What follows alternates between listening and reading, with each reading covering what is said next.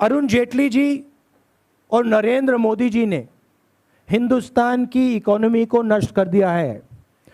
हमारे समय 2.5 लाख करोड़ रुपया नॉन परफॉर्मिंग एसेट था, कंट्रोलेबल था।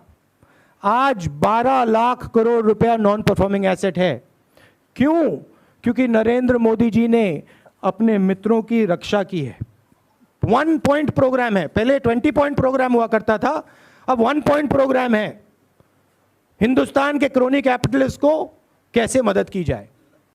आज हम डिमोनेटाइजेशन, जिसको नोटबंदी कहते हैं, नोटबंदी पे हम थोड़ा कहना चाहते हैं। देखिए, प्रधानमंत्री जी ने देश के युवाओं को, देश के छोटे दुकानदारों को, middle size businesses, small businesses जो इस देश को रोज़गार देते हैं, उनको वायदा किया था कि नोटबंदी करके काला धन गायब हो जाएगा,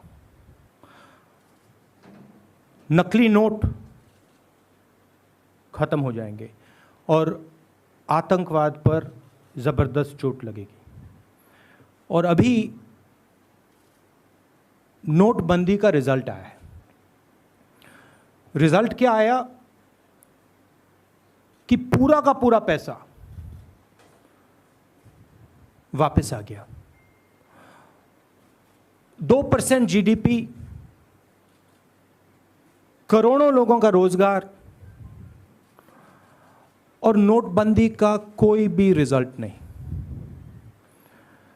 तो सबसे पहले प्रधानमंत्री जी को देश को जवाब देना है, देश के युवाओं को जवाब देना है कि बेरोजगारी है, हमारे युवा रोजगार चाहते हैं और आपने देश पर इतनी बड़ी चोट क्यों लगाई। रीजनिंग क्या थी, लॉजिक क्या थी, कारण क्या था। कारण मैं आपको बताना चाहता हूं और हिंदुस्तान के युवाओं को और छोटे दुकानदारों को, मिडिल और स्मॉल साइज बिजनेसेस को मैं बताना चाहता हूं। आप अच्छी तरह सुनिए।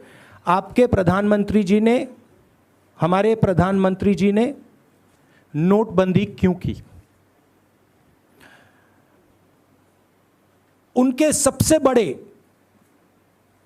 15-20 उद्योगपतियों के पास, क्रोनी कैपिटलिस्ट के पास,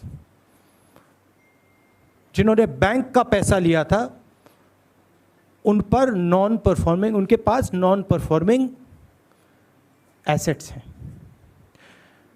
नरेंद्र मोदी जी ने देश की जनता का पैसा लेकर, आपके जेब में से पैसा निकालकर सीधा हिंदुस्तान के सबसे बड़े क्रोनी कैपिटलिस्ट के जेब में डाला। यह नोटबंदी का लक्ष्य था। नोटबंदी के समय नरेंद्र मोदी जी के मित्रों ने काले धन को सफेद में बदलने का काम किया। उदाहरण है गुजरात के कोऑपरेटिव बैंक का, उदाहरण है 700 करोड़ रुपए अमित शाह जी जिस बैंक में डायरेक्टर हैं, 700 करोड़ रुपए उस बैंक में बदला गया। तो ये टोटल, इसको जुमला भी नहीं कहा जा सकता है, इसको स्कैम कहा जा सकता है। और नरेंद्र मोदी जी ने बिल्कुल सही बात कही थी कि जो 70 साल में हिंदुस्तान में नहीं हुआ, जो कोई नहीं कर पाया, हिंदुस्तान के प्रधानमंत्री ने वो निर्णय लिया और देश की इकोनॉमी की धज्जियां उड़ा दी। सच्चाई ये है कि 15-20 क्रोनी कैपिटलिस्ट के लिए नरेंद्र मोदी जी ने नोटबंदी की और अपने मित्रों को मदद करने के लिए उन्होंने राफेल स्कैम किया। The intention was very clear, and let every Indian person understand this. The intention was to help the richest people, the most corrupt people in this land, change their money from black to white. नोटबंदी कोई गलती नहीं थी, नोटबंदी आपके ऊपर आक्रमण था।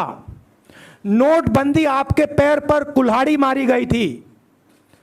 गलतफहमी में मत आइए, यह गलती नहीं थी, यह जानबूझ के आपको नष्ट करने के लिए, आपको खत्म करने के लिए और सबसे बड़े अमेज़न जैसे बिजनेस के लिए रास्ता खोलने का तरीका है।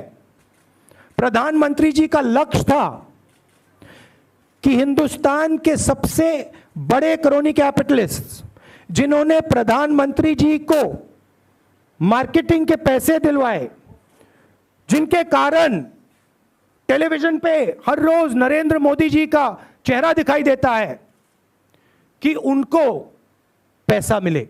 और पैसा कैसे मिले? हिंदुस्तान के किसान, हिंदुस्तान के महिला, हिंदुस्तान के छोटे दुकानदार, हिंदुस्तान के middle size business, small size businesses के जेब में से पैसा निकाल के सीधा उनके 15-20 क्रोनी कैपिटलिस्ट मित्रों को मिले। सिस्टम है। क्रोनी कैपिटलिस्ट नरेंद्र मोदी जी की मार्केटिंग करते हैं, नरेंद्र मोदी जी जनता से पैसा छीनकर क्रोनी कैपिटलिस्ट को देते हैं। बड़ा सिंपल है।